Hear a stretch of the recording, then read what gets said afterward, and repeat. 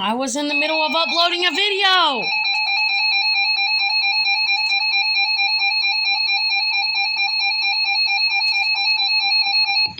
The National Weather Service in Little Rock has issued a severe thunderstorm warning for southern Woodruff County in eastern Arkansas, northeastern Prairie County in central Arkansas, north central Monroe County in eastern Arkansas until 12:15 p.m.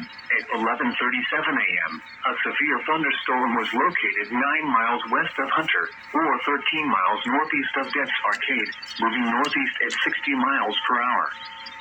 Hazard, 60 miles per hour wind gusts and half-dollar size hail. Source, radar indicated. Impact,